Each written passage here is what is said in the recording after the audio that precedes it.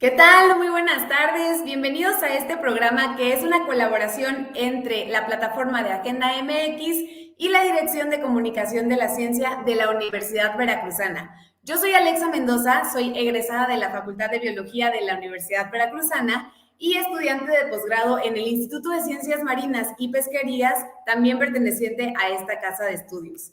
Y bueno, me da muchísimo gusto tenerte por acá en un programa más de ¿Qué te cuento? Que les platico que este es nuestro programa número 30. La verdad es que es toda una satisfacción seguir compartiendo con ustedes pues la información que muchas veces se queda dentro de las aulas, las facultades, los institutos.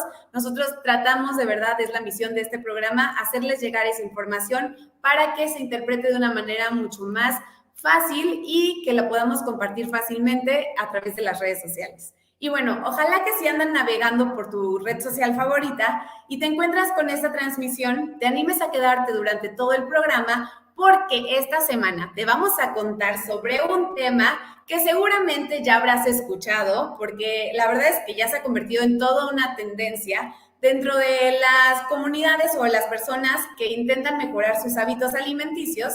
Sin embargo, la falta de información sobre este tipo de dietas puede tener altos riesgos, por lo que el tema del día de hoy va a ser el gluten y su fama. Y bueno, para esto tendremos a un invitado de honor, que es el doctor José María Remestroche, del Instituto de Investigaciones Médico-Biológicas en la región de Veracruz. Y bueno, como cada semana tenemos diferentes secciones, empezando por la sección de "Y esto también es ciencia", seguida de nuestra sección de entrevista y por último, pero no menos importante, la sección de Te cuento mi ciencia. ¿Ok? Antes que nada, antes de empezar, me gustaría compartirles un pequeño anuncio, porque fíjense que Veracruz Agropecuario, el programa de Veracruz Agropecuario, junto con la Dirección de Comunicación de la Ciencia, preparó unos programas muy especiales para esta temporada navideña que se hicieron en conjunto y que la verdad quedaron muy padres e interesantes. Se van a transmitir del 20 al 24 de diciembre, son 6 programas de colaboración y los invitamos a que los vean. Vamos a ir con este corte. Conocer el campo de Veracruz sí que tiene su ciencia. Por eso te invitamos a recorrerlo con Veracruz Agropecuario y la Dirección de Comunicación de la Ciencia de la Universidad Veracruzana, en una serie inédita de 6 programas que se transmitirán del 20 al 24 de diciembre a las 19 horas a través de Radio Más y TV Más. La ciencia tiene un gran campo, nuestro estado también.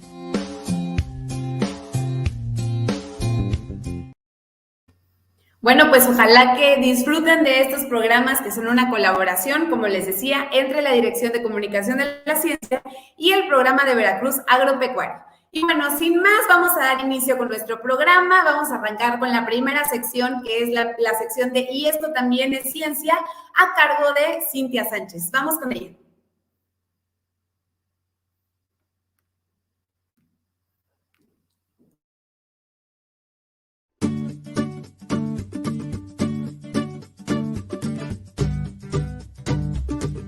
¿Te has preguntado por qué ahora hay enfermedades que antes no teníamos? Los parásitos y bacterias son malos y hay que exterminarlos. Hay quienes consideran que todas las enfermedades se resuelven si se acaba con los parásitos. Sin embargo, si eso sucede, moriríamos, porque se ha demostrado que los parásitos son fundamentales para el buen funcionamiento del planeta y los sistemas naturales. Si los parásitos se van, se desbalancea todo el ecosistema. El problema real es que como sociedad la urbanización de las zonas verdes cada día crece más y se invaden espacios a los que antes no teníamos acceso, lo que nos pone en contacto con parásitos, bacterias, virus que solamente han habitado en sitios naturales donde no había interacción con el ser humano. Expertos señalan que las zonas verdes son como vacunas naturales, porque si las conservamos, se respetan las interacciones que hay dentro de esos hábitats y no nos exponemos a ellas. Si no aprendemos a hacer nuestras actividades de manera armoniosa con la naturaleza, vamos a seguir en riesgo por bacterias, parásitos y virus que siempre han estado en la naturaleza y que viven aquí muchísimo antes que nosotros. Y esto también es ciencia.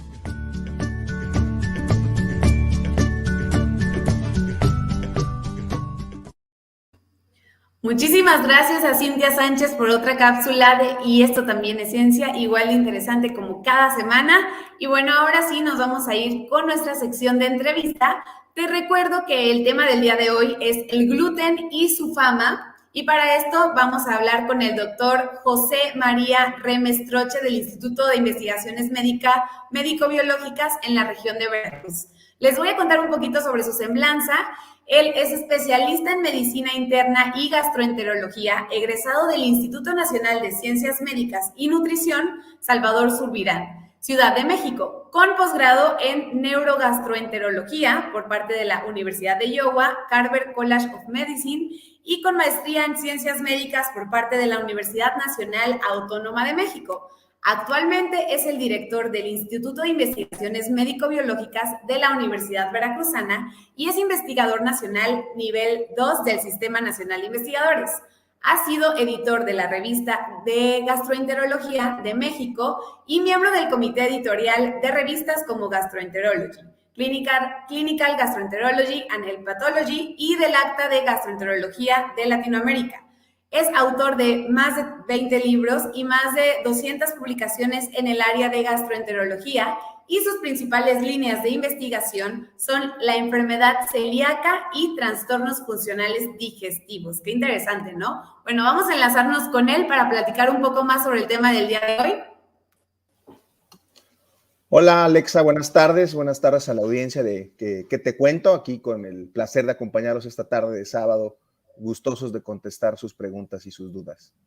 Doctor, muchas gracias, bienvenido al programa, muchísimas gracias por su tiempo, por sus atenciones y bueno, por platicarnos un poquito más a detalle sobre este tema que a lo mejor hemos escuchado muchos, pero nos siguen quedando muchas dudas y muchas, pues, como que no sabemos lo que es verdad, lo que es un misterio, ¿no? Entonces, bueno, vamos a platicar un poquito, voy a dar una introducción de lo que vamos a estar hablando. Y es que elegimos este tema porque sabemos que existe justamente esta tendencia que posiciona a los productos libres de gluten como un sinónimo o como sinónimo de un estilo de vida saludable, ¿no? Y esto se ha reflejado indudablemente en el aumento de su comercialización dentro de los supermercados. Incluso hay personas que no son alérgicas ni son intolerantes al gluten y aún así han optado por rechazarlo dentro de sus dietas. Pero ¿realmente existen beneficios al privarse de estos alimentos? Por eso quisimos hablar de este tema. Y bueno, la primera pregunta sería, para empezar, ¿qué es el gluten y qué alimentos lo contienen? ¿En dónde lo podemos encontrar?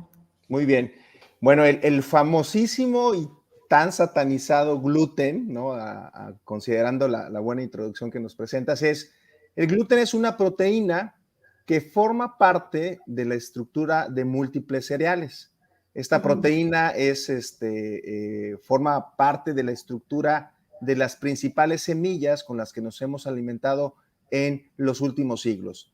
Básicamente está presente en el trigo, la cebada, el centeno y en mayor o menor proporción en la avena. Ojo, estoy mencionando los que tienen gluten porque hay unos que no tienen gluten, como el arroz y el maíz, que de repente está esta confusión de que no puedo comer ningún cereal porque todos los cereales tienen gluten. No, los cereales que tienen gluten es trigo, cebada, centeno y en una proporción menor la avena. Ok. Oiga, y ahorita también dijo cebada, entonces las personas, mi pregunta como buena jarocha tiene que ser, entonces las personas que tienen una dieta libre de gluten no pueden tomar cerveza. Así es, efectivamente. Incluso por ahí con la industria alimentaria hay algunas cervezas que en su proceso pueden eliminar al gluten de su composición. Esa pregunta tan jarocha que nos hacen nuestros pacientes, ¿y entonces qué toman? Bueno, pues pueden tomar sin mayor problema ron, porque viene de la caña, o vino, porque viene de la uva. Pero no, ni la cervecita, ni el whisky, ni el vodka, porque todos estos vienen de estos granos, ¿no? Esto es curioso, pues, porque es de las preguntas que siempre nos hacen los pacientes, ¿no? Claro, sí, pues yo creo que ya entrando por ahí se nos pone difícil, ¿no? Para muchas personas incluirnos dentro de esa dieta. Y qué curioso, porque justamente platicábamos antes de entrar al programa, que hay personas que es una necesidad, que lo tienen que hacer, que se tienen que adaptar, en el caso de las personas con enfermedad celíaca, pero hay personas que lo hacen por gusto, ¿no? Y de eso vamos a estar hablando un poquito. Pero antes me gustaría preguntarle qué es la enfermedad celíaca y bueno, qué síntomas puede presentar una persona con esta enfermedad y cómo se puede diagnosticar también. Bueno, yo creo que la forma de irlo contestando es justo partiendo de que esta proteína que es el gluten, en algunas personas resulta ser tóxica. El cuerpo no tiene la capacidad de tolerar a esta proteína de tal manera que es tóxico para el organismo. Y la enfermedad celíaca creo que es el mejor ejemplo de la indicación perfecta para eliminar al gluten de la dieta. O sea, ¿quién tiene que eliminar al gluten de la dieta? Definitivamente un paciente que tiene enfermedad celíaca. Esta es una enfermedad, es muy interesante, es una enfermedad que sabemos hoy que tiene una predisposición genética. Básicamente, esos genes vienen en gran proporción de genes europeos. Muchos de estos pacientes hace 20, 30 años eran descendientes de españoles, de italianos, de países nórdicos, donde hay mucha mayor prevalencia de esta predisposición genética. Estos sujetos con esa predisposición, cuando entran en contacto con el gluten, viene esta reacción donde parte fundamental ocurre en el intestino delgado. Se inflama el intestino delgado y pierde la capacidad de absorber los nutrientes de nuestra dieta. Entonces, ¿cuáles son las manifestaciones clínicas típicas de un paciente con enfermedad celíaca? Diarrea, dolor abdominal. Si ocurre en etapas tempranas de la vida, los niños tienen deficiencias nutricionales, talla baja, en la gente más o menos joven, anemia. Entonces, ese es el espectro y ese sería el contexto de la enfermedad que requiere una dieta libre de gluten. Afortunadamente, y esto hay que mencionarlo, en los últimos 20 años hay esta disponibilidad para que con muestras de sangre yo pueda detectar unos anticuerpos que establecen el diagnóstico. O sea, yo tengo la sospecha en un paciente, tú tienes la sospecha, vas, te haces estas pruebas que tienen una alta probabilidad de decir tienes o no tienes enfermedad celíaca. Hay unas pruebas genéticas para estudiar familias completas y en algunos casos necesitamos todavía hacer un estudio que se llama biopsia del intestino para estar midiendo qué tan grave ha sido esta enfermedad a lo largo de la vida del sujeto. Entonces, creo que es importante mencionarlo. ¿Cuántos pacientes celíacos hay en México? Eso es bien importante. Nosotros a lo largo de 20 años hemos venido trabajando con el Instituto Nacional de la Nutrición y la Universidad Veracruzana, estudios en población abierta en múltiples partes del país. Hemos logrado determinar que el 0.8% de la población mexicana tiene o pudiera tener enfermedad celíaca no diagnosticada. Entonces hablamos de 800,000 a 1,000,000 de habitantes, porque debemos de recordar que como mexicanos somos una mezcla genética muy rica, ¿no? De genes amerindios, pero también de genes europeos. Entonces, sabemos que en México hay por ahí un 0.8% de sujetos que pudieran tener la enfermedad celíaca, ¿no? Ok, qué interesante. O sea que sí son bastantes personas en realidad. Y yo creo que por lo mismo empezó a haber como un aumento en estos productos que los venden como gluten free o sin gluten, ¿no? Pero ¿en qué momento se volvió como una tendencia para adoptarlo como un tipo de dieta que no nada más era por una enfermedad, sino que se entendió dentro de la población como una alternativa para mantener un estilo de vida saludable, ¿no? Entonces quería preguntarle, además de los pacientes que tienen esta enfermedad, la enfermedad celíaca, ¿para quiénes se recomienda tener una dieta libre de gluten y para quiénes no estaría como tan apropiada? Esto es también importante, justo es como la historia natural de estas enfermedades que se vuelven un poquito marginadas en su diagnóstico, que pensábamos durante mucho tiempo que esta era una enfermedad que no era frecuente en México. Aparecen estos datos y esto pasa en todo el mundo. Empieza a haber esta claridad de que hay un grupo de pacientes, los celíacos, que necesitan la dieta libre de sin gluten. Y es curioso, porque el consumo y el mercado de los productos libres de gluten son, no sé, 20, 30 millones de sujetos que están consumiendo libre de gluten, sí, pero la mayoría no son pacientes con enfermedad celíaca. Son sujetos, hay un segundo grupo de pacientes que no son celíacos, pero que tienen esta condición que se llama intolerancia al gluten. Okay. Es decir, que cuando comen, y ahí la duda ¿es el gluten o es la harina o es la leche con la que se prepara el pan lo que te hace intolerante? Comes, yo lo pongo muy claro con mis pacientes, yo puedo ser intolerante a la lactosa, como leche, me inflamo, me distiendo, tengo diarrea, o intolerante a las leguminosas. Entonces las intolerancias se volvieron de repente algo que la comunidad que está muy atenta de consumir estas dietas que se ponen de moda, dijeron, si a los celíacos esto los cura de su enfermedad, pues vamos a tratar entonces, yo que tengo colitis nerviosa, intolerancia a la lactosa, lo voy a quitar de mi dieta porque yo he leído que es más saludable. Esto es súper mediático, bien mediático. Yo pongo ahí un par de ejemplos. Uno es en su momento Novak Djokovic, todos conocen a los que les gusta el tenis, el número 1. En algún momento él adoptó una dieta libre de gluten y su rendimiento físico fue muy bueno. Y alguien le preguntó, ¿por qué lo hiciste? No, pues porque alguien me lo recomendó. Bueno, pues él se volvió como un estandarte mediático, pero el sujeto no tiene enfermedad celíaca. Hay una actriz, hay en Estados Unidos, en la boda de la hija de Bill Clinton, su pastel fue gluten free, porque estaba de moda, no porque fuera celíaca. Entonces todo esto permea y empieza a haber mucha gente que quita el gluten de la dieta. Si tú y yo quitamos el gluten de la dieta, sin ser celíacos y sin ser intolerantes, probablemente estemos un poquito mejor, no nos inflamemos tanto, pero ojo, y eso sí lo hemos estudiado en México, tenemos evidencia incluso en proyectos nacionales, donde quitarle el gluten de la dieta a un sujeto es peligroso por dos cosas. Una de las fuentes más importantes de fibra que consumimos, pues es el trigo, la cebada, las harinas. Si yo quito la fibra de mi dieta, me voy a estreñir y el metabolismo de las grasas cambia. Mis niveles de colesterol y triglicéridos pueden subir. Ojo, entonces hay un riesgo en eso.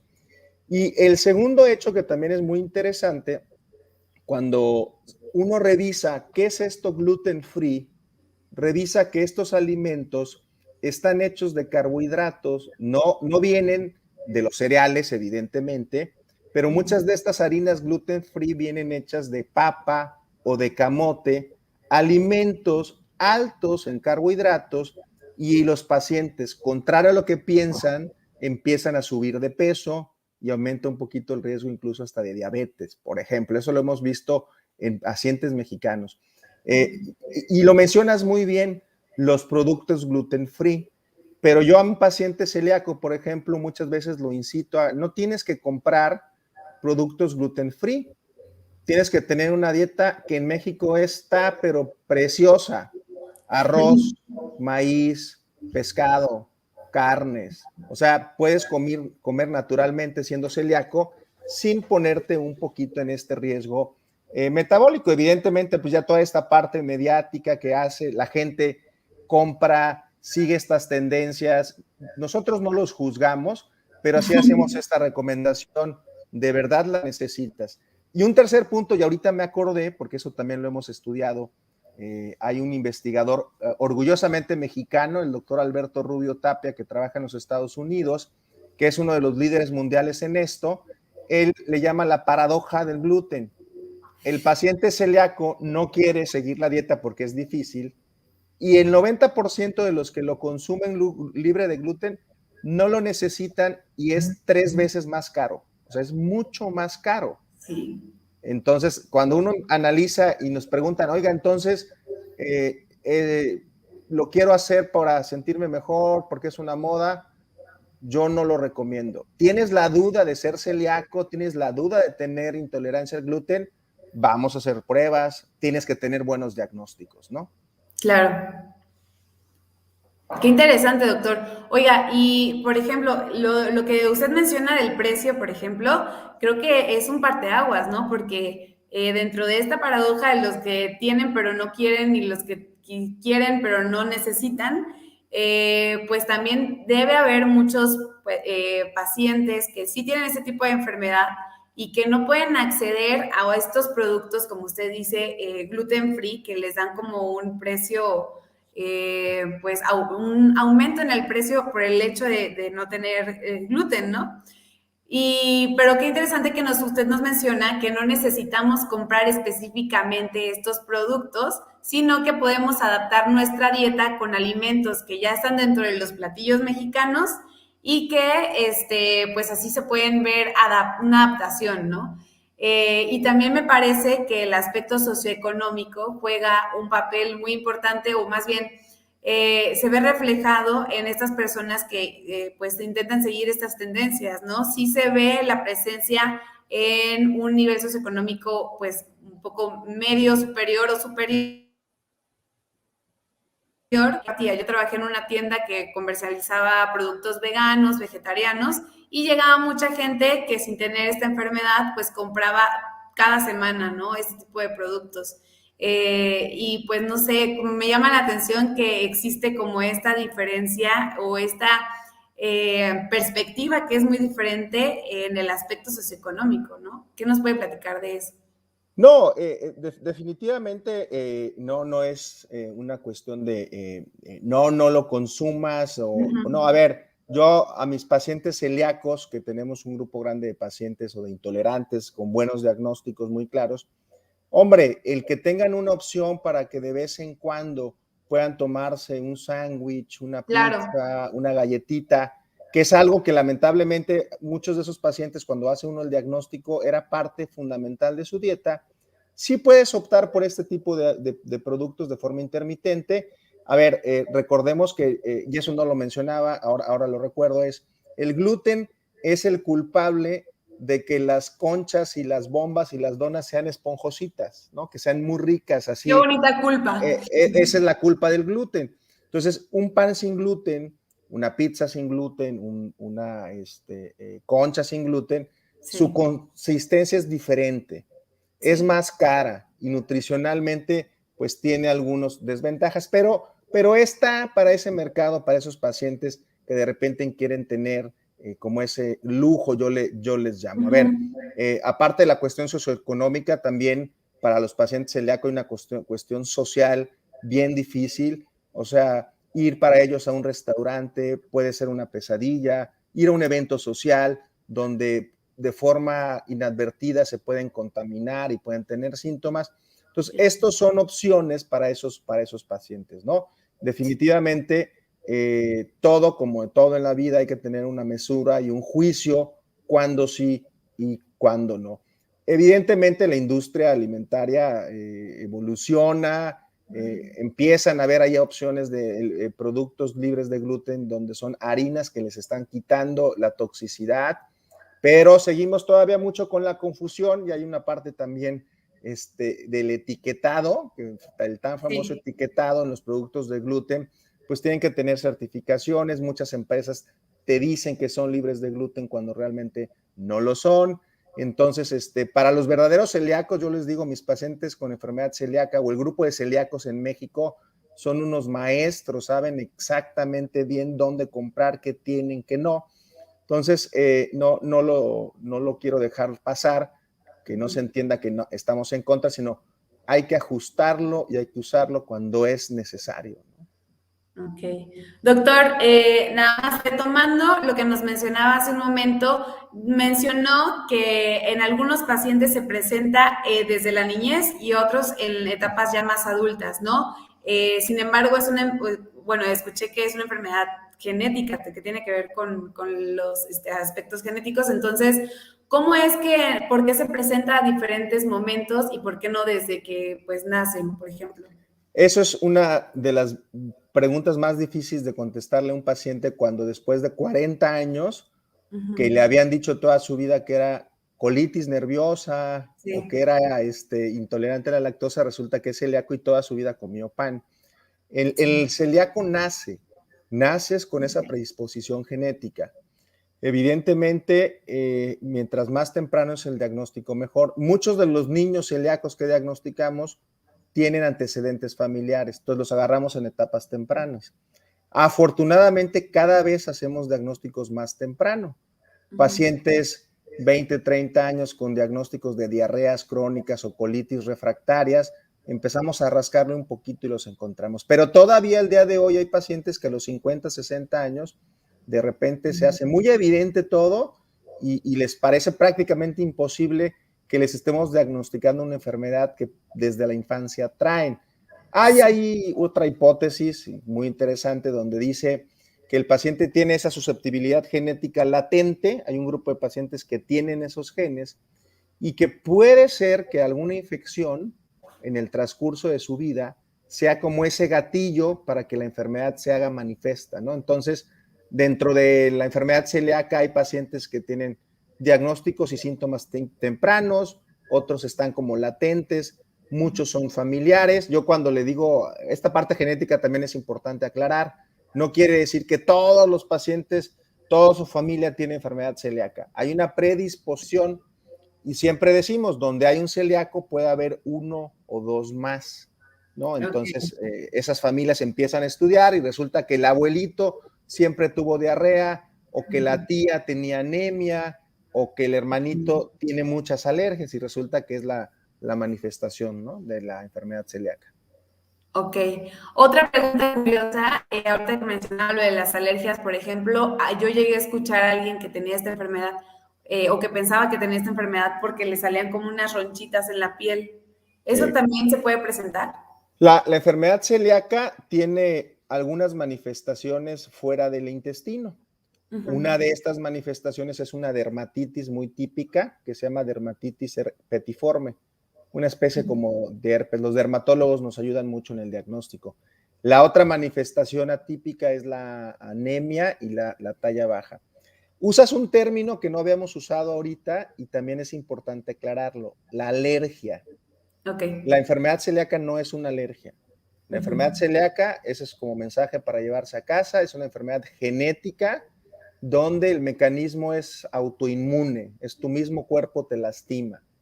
Las alergias se presentan como todas las alergias, es así desde los primeros momentos en que te expones al alergeno, ¿no? El que es alérgico al polen o el que es alérgico al huevo, come y se llena de ronchas, ¿no? Entonces, sí, hay algo que se llama alergia al gluten, que son las ronchas, la urticaria famosa, y eso es muy, muy, muy raro. Se diagnostica también desde chiquitos los pacientitos, pero ese es un concepto también importante. Usaste tú muy bien en la charla 3 términos: enfermedad celíaca, intolerancia y alergia. Entonces son 3 espectros diferentes donde yo podría recetar una dieta libre sin gluten. Esas son las únicas 3 indicaciones, ¿no? Perfecto, doctor. Ya para ir cerrando, una última duda curiosa. Entonces entiendo que no tiene como tal una cura, ¿cierto? Es más bien un tratamiento y que es básicamente dejar a un lado los productos que contengan gluten y, bueno, utilizar o más bien optar por productos gluten free, perdón, o alternativas que naturalmente no los contengan, ¿cierto? Así es. Esta es una enfermedad que no tiene una cura, es una enfermedad donde, bueno, su cura es la dieta, el evitar la exposición a esta proteína que es el famoso gluten. Difícilmente vendrá un tratamiento porque hasta estaríamos hablando de un tratamiento donde genéticamente tendríamos que hacerlo. Vienen opciones terapéuticas, vienen tratamientos donde al gluten que yo pueda estar consumiendo lo puedo detoxificar previamente, pero sí, es una enfermedad que no tiene cura y pues ahí una de las cosas que nosotros insistimos mucho es los niños son maravillosos en todos los sentidos, entonces un chiquito que aprende su estilo de vida, le decimos no es una dieta, es tu estilo de vida, lo va a llevar perfecto. Pero pues, los adultos somos mañosones y entonces no nos gusta y nos acordamos de la cerveza y del pan y de la conchita. Entonces, es difícil para un paciente que lo necesita, es complicado, pero por otro lado, mira, estamos hablando de una enfermedad que el tratamiento no es costoso. O sea, es cambiar tu estilo de vida, pues te va a evitar tomar medicamentos, suplementos y demás, ¿no? Claro, totalmente. Doctor, ¿algún otro comentario que nos quiera hacer antes de cerrar con esta entrevista? ¿Una invitación para nuestro público?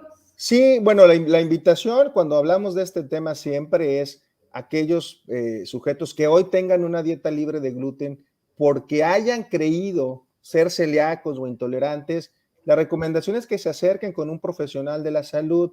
Es bien importante el día de hoy, en esta actualidad de tanta información, tenemos que tener certeza de lo que estamos haciendo, de los tratamientos, de las dietas. Entonces, si usted tiene la duda, acérquese y seguramente encontrará un profesional de la salud. Esto lo ve el gastroenterólogo o nutrólogas expertas. Nosotros desde el Instituto de Investigaciones Médico-Biológicas hemos trabajado esta línea más de 14, 15 años y bueno, también invitarlos a que nos sigan en nuestra página y claro, dudas y demás, estamos ahí pues atentos para nuestra comunidad universitaria y el público en general de atenderlos con mucho gusto, ¿no? Claro que sí, doctor. ¿Cómo se llama la página? ¿Cómo la podrían buscar? Es la página dentro de la Universidad Veracruzana, en la sección de centros e institutos, es el Instituto de Investigaciones Médico-Biológicas, en nuestro portal oficial, y ahí vendrán todos los datos. Sabemos varios investigadores ahí en el Instituto de Investigaciones Médico-Biológicas de la Universidad Veracruzana, v.mx, y ahí nos encuentran, ¿no? Perfecto, doctor. Pues muchísimas gracias por aclararnos todas estas dudas, por platicarnos un poquito más sobre este tema. Y pues ya sabe que las puertas del programa están abiertas para usted cuando guste. Ojalá lo podamos tener muy pronto por acá. Y pues muchas gracias, es todo de nuestra parte y ojalá que tenga una bonita tarde. Igualmente, Alexa, un gusto y esperemos vernos pronto. Hasta luego, muchas gracias, doctor. Oigan, pues esa fue nuestra sección de entrevista, estuvo bastante reveladora, la verdad, y ya sabe usted, si usted no necesita tener este tipo de dietas, pues disfrute todos los alimentos de los que otras personas se tienen que privar. Y bueno, vamos a pasar a continuación con nuestra sección de Te Cuento Mi Ciencia. Esta vez, es el turno de Rogelio Salazar Ramos en la maestría en Ciencias en Tecnología Energética, Campus Coatzacoalcos, Minatitlán. Entonces, vamos a ver qué nos preparó.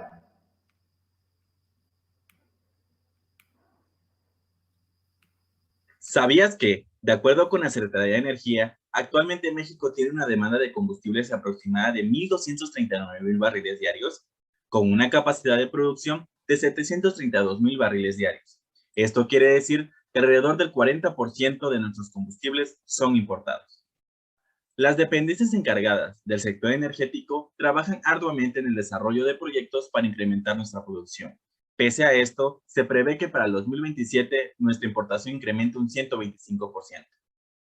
Mi nombre es Rogelio Salazar Ramos, estudiante de la maestría en Ciencias de Tecnología Energética, y mi propuesta de investigación es utilizar un catalizador en base de aluminio en el co-hidroprocesamiento de mezclas de gasóleo ligero primario y aceite de pirólisis del sargazo para ser utilizado como combustible alterno, y a su vez cumplir con los estándares de calidad establecidos en las diferentes normas nacionales, como lo es la NOM 016 CRE 2016. Muchísimas gracias a Rogelio Salazar Ramos de la maestría en Ciencias en Tecnología Energética, Campus Coatzacoalcos, Minatitlán. Y bueno, ahora sí ha llegado el momento de despedirnos. Esperamos que el programa del día de hoy haya sido de su agrado, que hayan salido muchísimas dudas y que les hayan quedado muy, muy claras.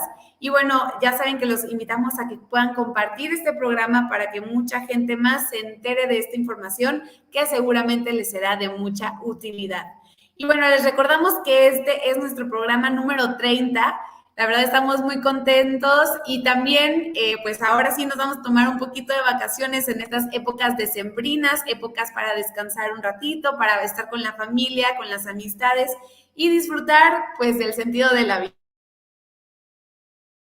En enero con más programas de Que Te Cuento para que sigan estando al pendiente y también que nos propongan nuevos temas para este nuevo año que se viene de mucha ciencia y mucha divulgación. Además, si eres estudiante de la UB, te recordamos que puedes participar en nuestra sección de Te Cuento Mi Ciencia, contándonos en tan solo 1 minuto sobre tu trabajo de investigación.